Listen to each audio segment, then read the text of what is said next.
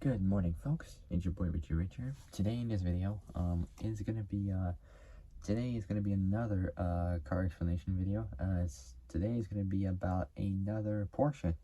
Today, specifically, the Porsche that I'll be talking, the Porsche that I'll be talking to you guys about is is the Porsche 911 GT1. That's right, the Porsche 911 GT1.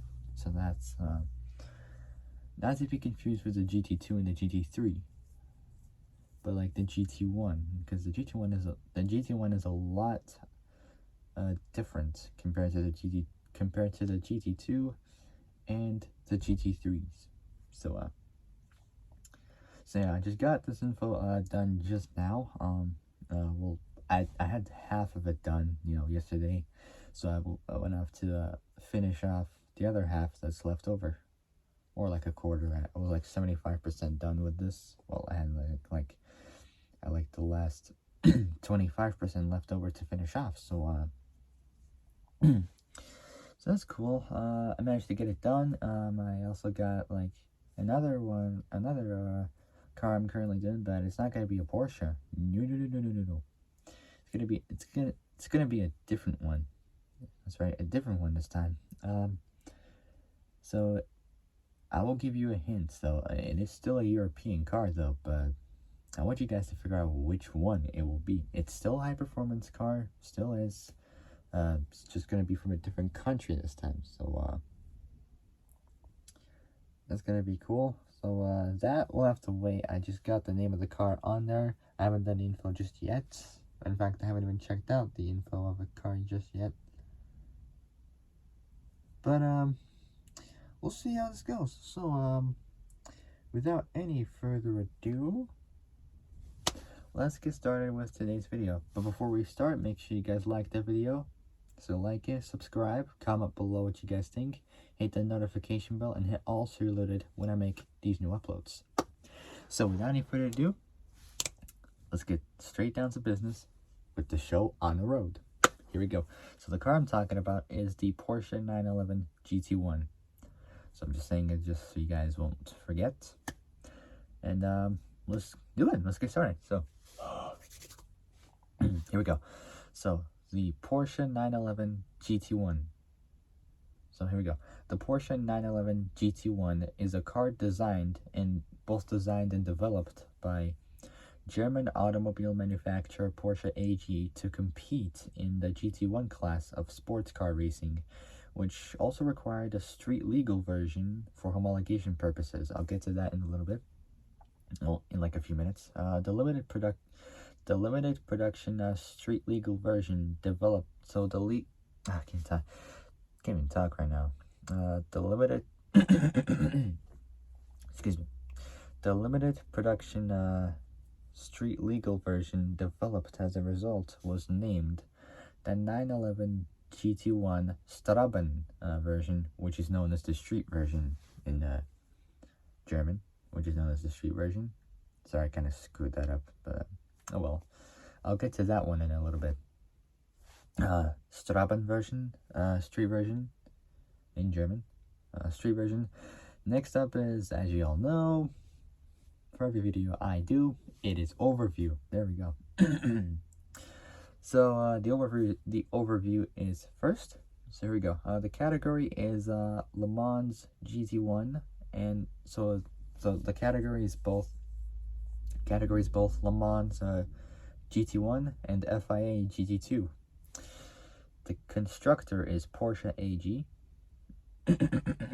or should I say manufacturer is Porsche AG.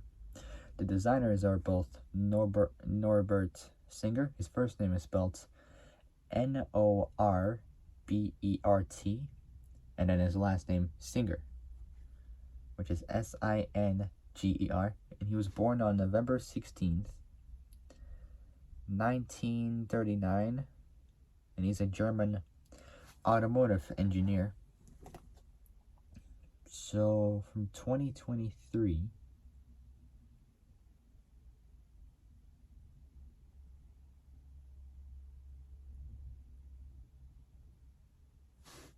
So from 2023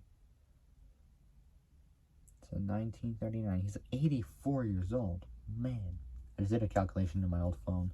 From this year to that year when he was born, from 2023 to 1939, like when the Second World War started, and before, like, you know, like 5-6 years after it ended, pretty much, you know.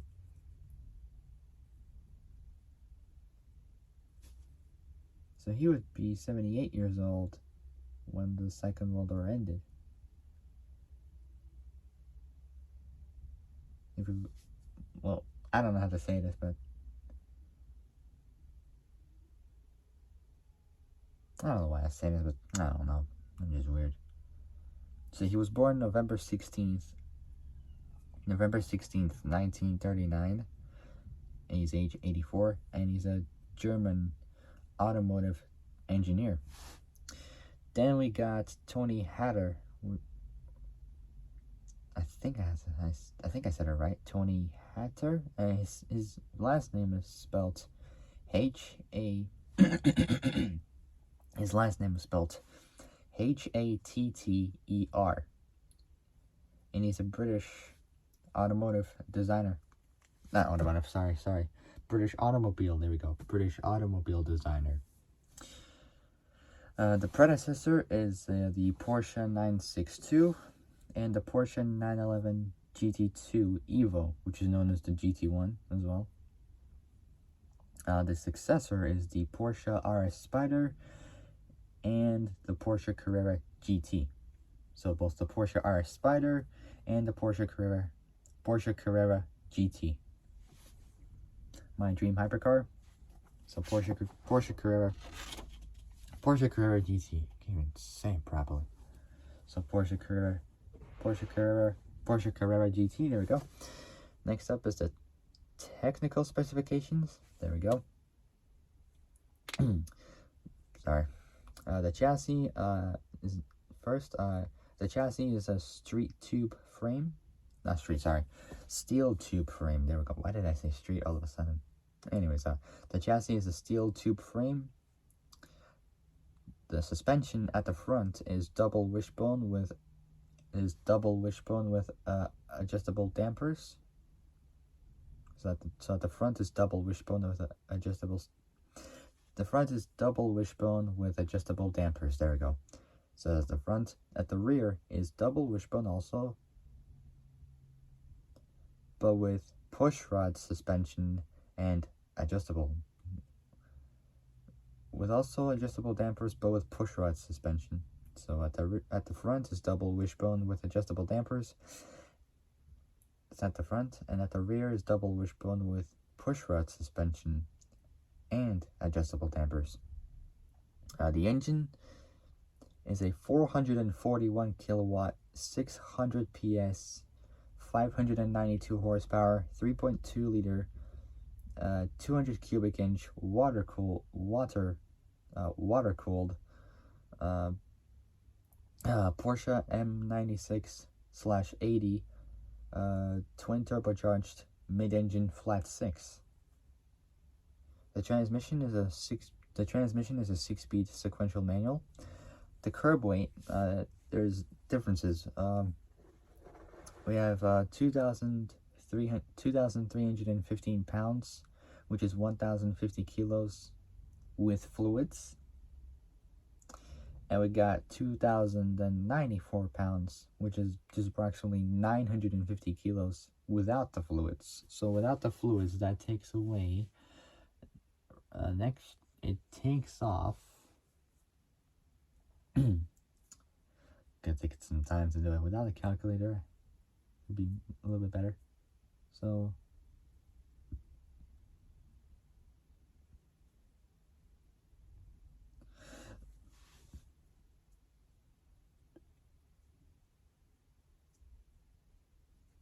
like 121 pounds, I think. Hold on. Let me just check. 2,315 minus 2,094. 221. I think I said it. I don't know. I think I was right. I don't know. Around 221 pounds. So it takes off 221 pounds, which in kilo terms is like 100 kilos less. It's a huge weight advantage, you know. With the weight loss, it's a huge improvement. So that's 1,050 kilos with fluids. Without the fluids, 950 kilos. So below a ton. That's pretty good. So without the fluids, the tires are Michelin. Next up is the competition history. Its debut is at the 1996 24 Hours of Le Mans, or Le Mans. I think that's how you say it in French. It's in France. So 1996 24 Hours of Le Mans. Its races is 100. It had 135 races, 47 wins, 34 poles, and for final laps, I think, is NA. So it's like not available. It's like I don't think it really completed like any final laps. Maybe because like they had problems or something. I don't know, but I think that's for like the final laps and stuff. I don't know. But yeah, it's not available, but I don't think one car of those ever completed a lap. I don't know. Anyways, next up is the history. With the revival of international sports car racing in the mid 1990s, through the BRP Global GT the BRP Global GT Series, which then morphed into the FIA GT Championship, Porsche expressed interest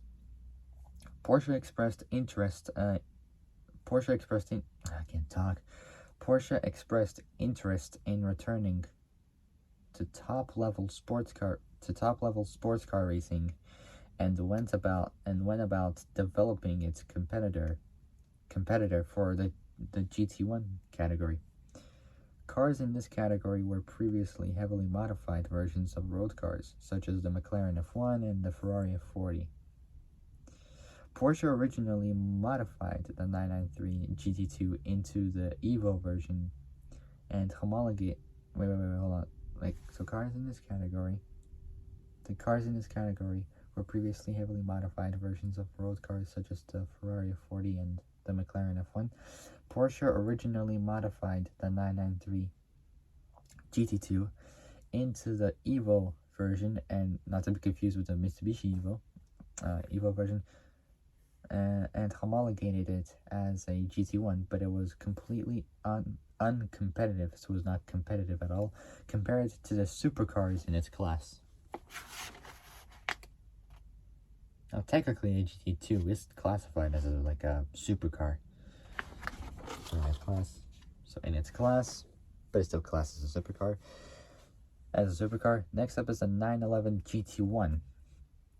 In spite of its 911 nickname, the car actually had very little in common with the 911 of the time, and so only sharing the front and rear lights with the production sports car. However, its frontal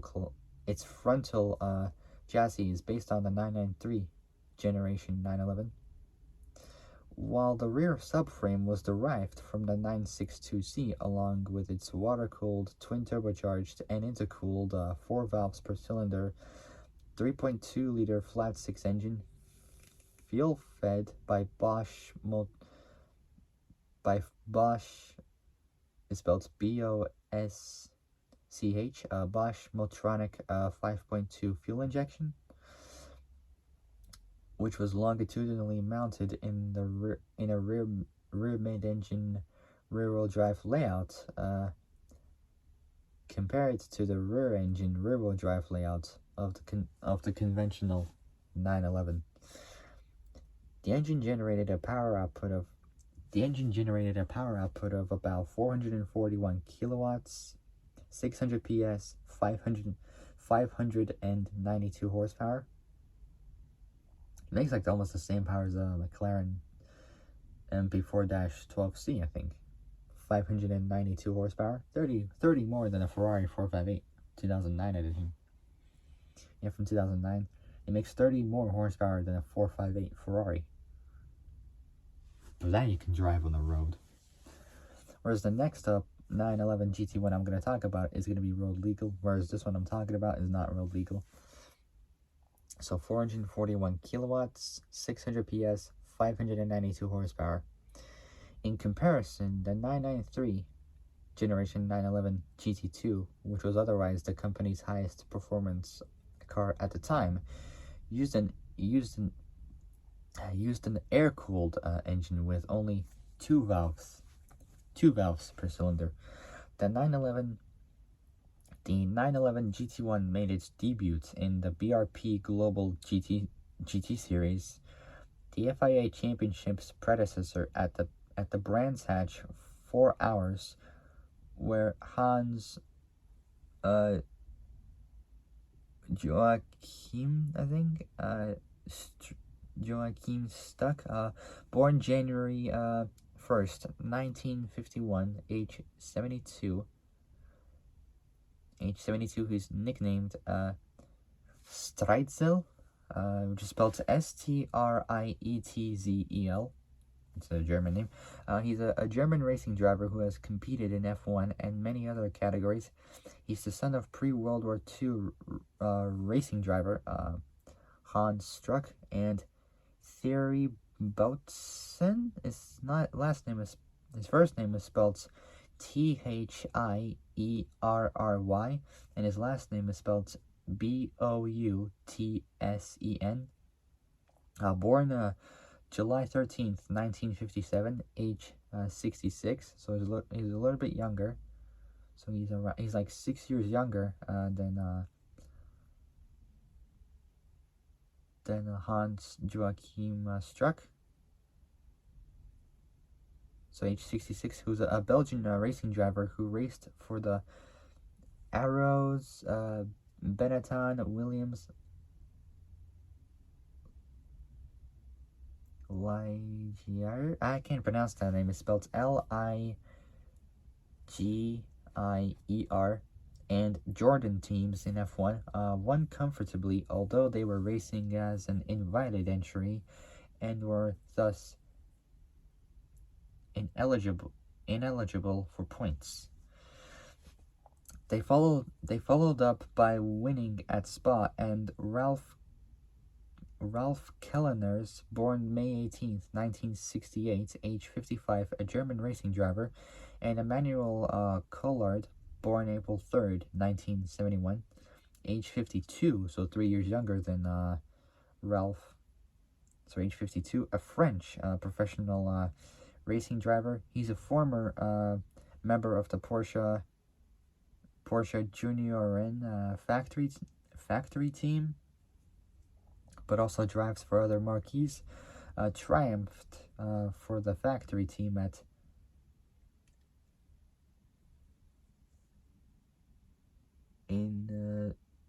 Zhuhai. I can't pronounce that. It's a Chinese word. So I'm gonna do some translation with this.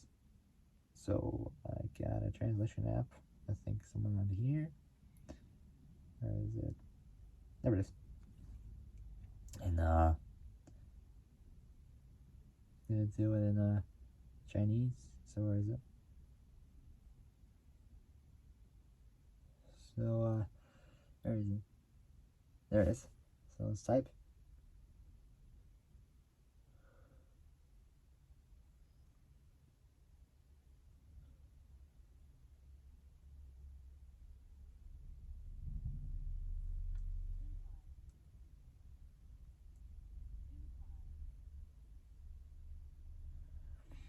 Which is at Zhuhai in the city of China. There we go, that was what it was. Zhuhai. Team at Zhuhai in the city, which is in the Zhuhai in the city of China. The 1996 911. So the 1996 911 GT1 clocked at a top speed of exactly 330 kilometers an hour 205 miles an hour on the legendary Mulsanne Straight in the practice seasons of the 1996 Le Mans 24-hour race. Next up is the 911 GT1 Evo. Like I said, not to be confused with the Mitsubishi Evo. So 911 GT1 Evo. Towards the end of the 1996 season, Porsche made towards the end of the 1996 season, there we go. Porsche made revisions to the 911 GT1 in preparation for the 1997 season. The front end of the car was revised, including new bodywork, which featured headlights that previewed the all-new generation of the 996 Porsche 911, which would be unveiled in 1997. So in 1997, the revised car was known as the 911 GT1 Evo or Evolution. As far as performance goes, the car had the same engine as the previous version, but new aerodynamic elements allowed the 1997 version to be considerably faster than the 1996 version. Acceleration was better, although the top speed was still around 330 kilometers an hour, 205 miles an hour. On the La Sarthe, I think that's how you say it. It's in French.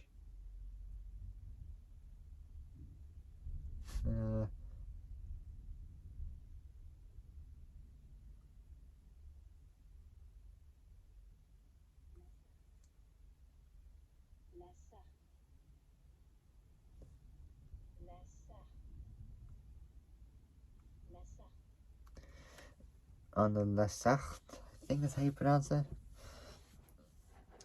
La Sarthe circuit in the race. The GT1 Evo attained a top speed of 326 kilometers an hour, which is 202 miles an hour. La Sarthe is spelled Lasarthe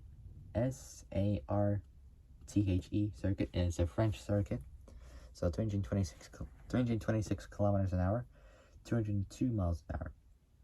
Is that 202 miles an hour?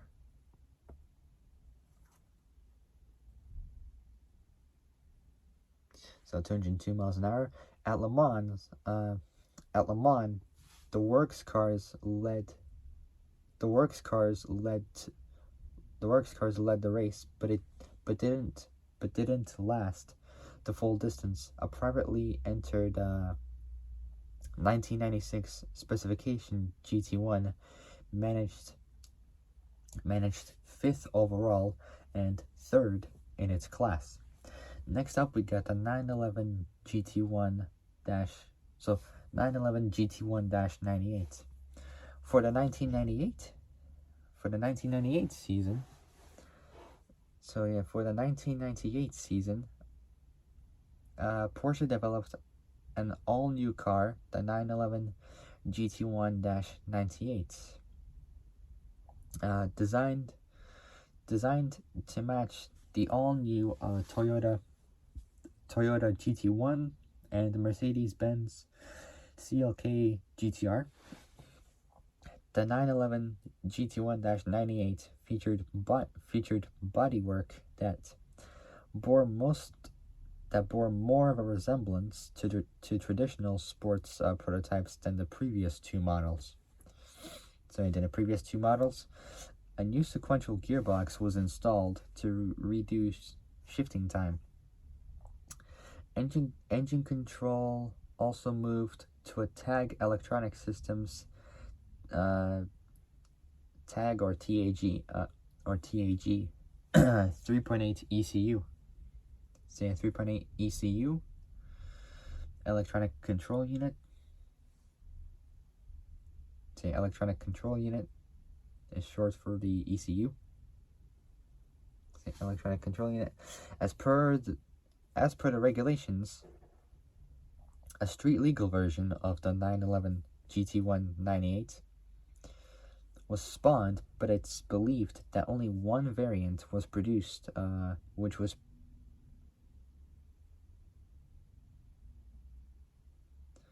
one variant was produced.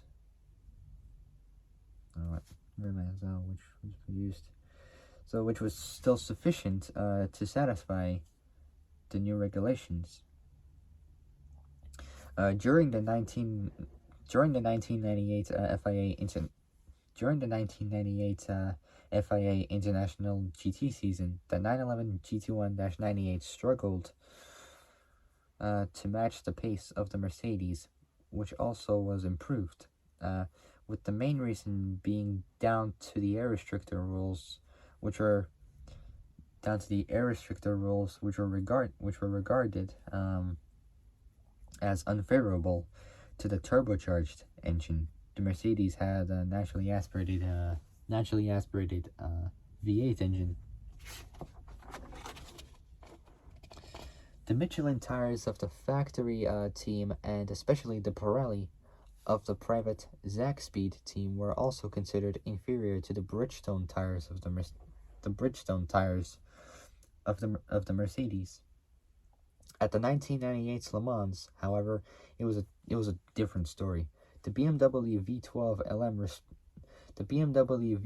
LM retired with wheel bearing trouble, and the Mercedes CLK LM cars had oil pump troubles in the new V8 engines that replaced the former V12. I think the perfect engine for that car is to just stick with the V12. I mean, V12s are just, good, and same with V8s, but with the V12 and the CLK GTR, it sounds brilliant. Saying the new V8 engines that replaced the former V12, the Toyota GT-1, or GT1, GT-1, which was considered to be the fastest car, also suffered gearbox reliability problems. The 911 GT1-98, despite being slower than the Toyota Audemars, fulfilled Porsche's slim hopes, taking both first and second place overall, thanks to reliability, giving Porsche its record-breaking 16th overall win at Le Mans, more than any other manufacturer in history. So in other words, the Porsche won 16 times.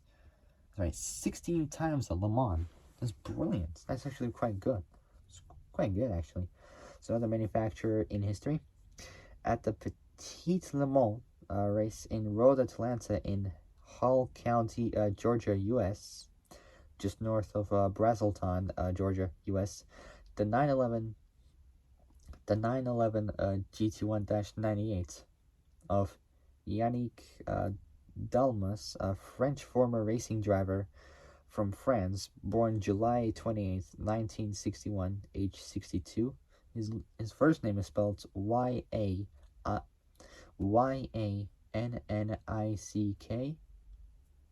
So his first name is spelled Y-A-N-N-I-C-K. His last name is spelled D-A-L-M-A-S. So he's a French former racing driver from France, born July 28th, 1961. Age 62, made a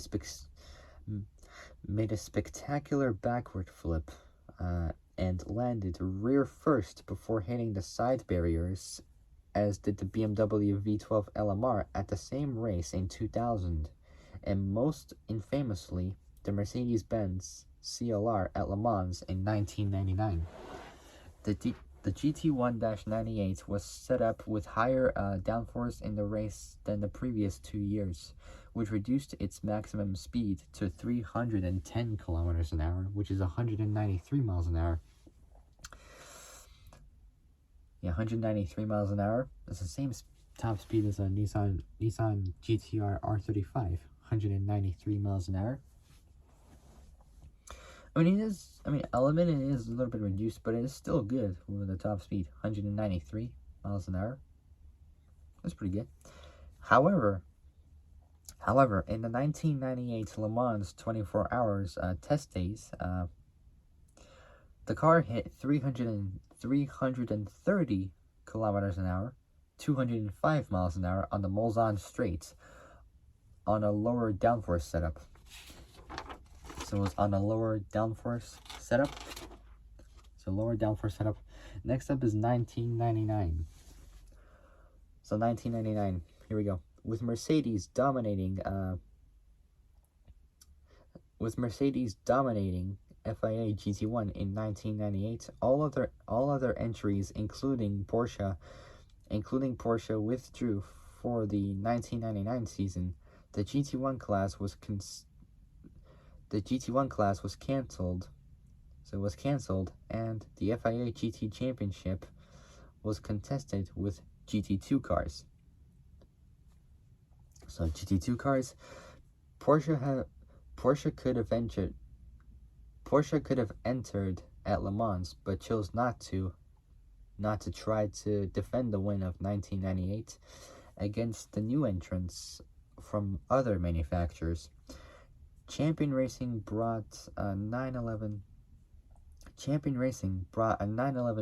GT1 Evo to America to race in the American Le Mans series, but was only allowed to do so as an LMP Le Mans prototypes class entry, where it proved uncompetitive, so it was not competitive against prototypes such as the BMW V12 LMR.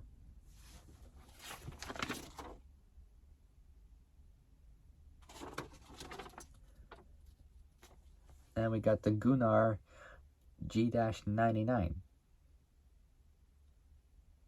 Following Champion's purchase of a 911 GT1 Evo from 1999, Gunnar Racing, Gunnar, which is spelled Gunnar, Gunnar Racing offered a custom race car to the team with intentions to race in 2000. The car, known as the Gunnar G-99, or Gunnar G99, was a custom-built 911 GT1 with an open interior. The chassis was made from scratch, yet remained nearly identical to the 911 GT1 mechanically, even using the bulk of the body parts. A large roll bar was put over the open interior to help protect the driver.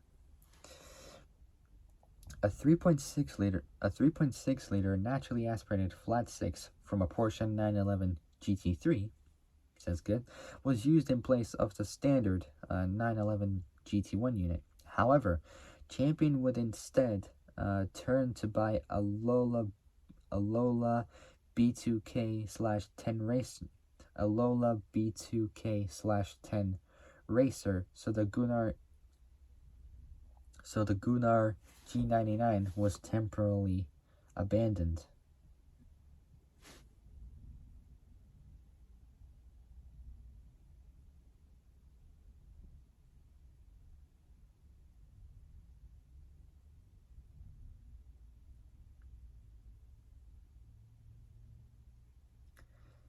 So for those who don't know what the Lola B2K/10 looks like, I'll show you right now. It looks like this. So this is the car it looks like right here. I'll bring it closer so you can see better. There it is. So that's the racer right there. That's the car. So yeah, however, Champion would instead turn to buy a Lola B2K/10 racer, so the Gunnar G99 was temporarily abandoned. The car would resurface in the Rolex sports car series in 2002, yet would not be allowed to race until it had a roof again. Therefore, Gunnar Racing rebuilt the car with a near identical GT1 roof and briefly competed in 2003. The car would take a best finish of second in class twice before being retired due to lack of funding and due to the ban on SRP cars in favor of Daytona prototypes.